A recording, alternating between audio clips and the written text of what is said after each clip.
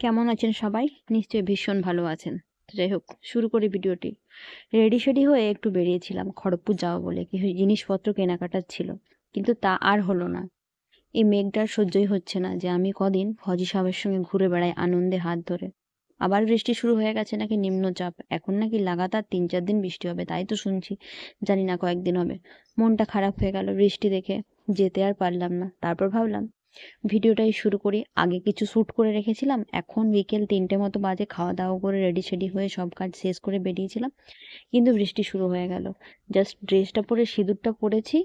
বাকি টিপ-ফিপ পরবো, একটু লিপস্টিক লাগাবো। দেখলাম বৃষ্টি শুরু হয়ে গেল। আর যাওয়া হলো না খড়গপুর। কি আর করব? তো বৃষ্টির মধ্যেও বর বলছিল চলো ছাতা নিয়ে যাবো, কোনো সমস্যা নেই। কিন্তু এই বৃষ্টির মধ্যে ছাতা নিয়ে কোথায় ঘুরে বেড়াবো? যদি বৃষ্টিটা না হতো হয়তো কোথাও গিয়ে একটু বসতাম, গল্প করতাম, কিছু কেনাকাটা করতাম। কিন্তু বৃষ্টির মধ্যে কেনাকাটা বলো, গল্প বলো, কোথাও ঘোরা বলো, কিছুই ভালো লাগলো না। যাই হোক, বহুদিন ধরে একটা ফ্লিপকার্টে ব্যাগ দেখে রেখেছিলাম। ব্যাগটা ভীষণ পছন্দ হয়েছিল। ফজি সাহেব বাড়িতে আসতে ওকে ব্যাগটা দেখালাম। বললাম এইটা ভালো লাগছে। তখন বলল ঠিক আছে নিয়ে নাও, এখন আমি আছি, যা যা পছন্দ সব অর্ডার করে দাও। সেই জন্য ব্যাগটা অর্ডার করেছিলাম। ব্যাগটা আজকে চলে এসছে। ওই ব্যাগটা নেওয়ার জন্যই বাইরে এসছি। ভাবলাম একটু ভিডিও করে নিই। তো যাই হোক, আরও কিছু জিনিস অর্ডার করেছি, সেগুলো তো আজকে এলো না। ছেলেটাকে জিজ্ঞেস করেছিলাম যে কবে আসবে। ও বলল যে যদি কাল পরশুর দিকে এসে যায় ভালো। আমি বললাম আমি থাকবো না।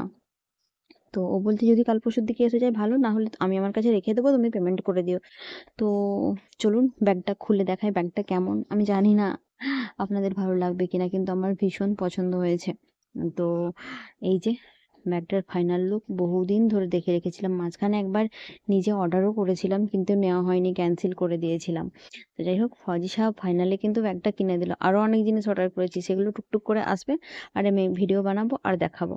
তো এই যে ব্যাগটা, অবশ্যই জানাবেন কেমন লাগছে। আমার তো ভীষণ পছন্দ হয়েছে।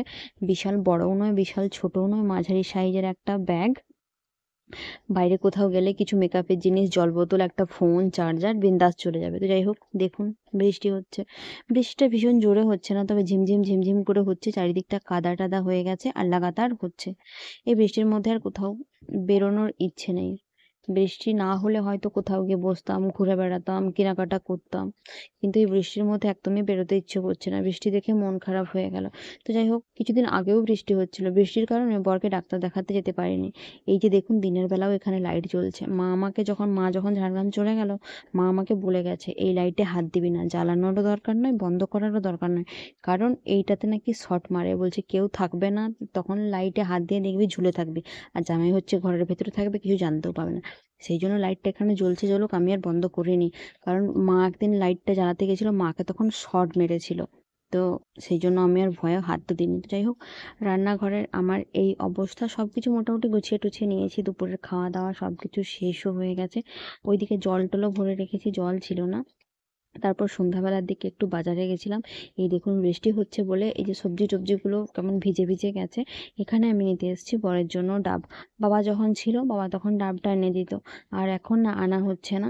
তো আমি সন্ধ্যাবেলায় একাই বেরিয়েছিলাম, ওকে আর বলিনি। ও শরীরটা তো ভালো নেই, মাথাটা যখন তখন যন্ত্রণা করে। কালকে রাত্রেবেলাও যন্ত্রণা করছিল, পরশুদিন রাত্রেবেলাও যন্ত্রণা করছিল। সেই জন্য একা বেরিয়ে পড়েছি। কিছু সবজি নেব, ডাব নেব, মটর টটর নেব, বেগুন টেগুন, ধনেপাতা সব কিছুই নেব।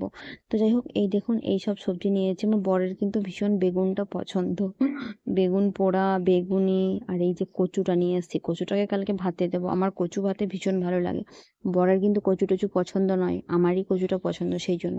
তো এখানে এইসব জিনিস নিয়ে এসেছি। আটা, টক দই, কাসুন্দি, কচু, ধনেপাতা, দুধ, টক দই, আরও টক দই মনে হয় বললাম।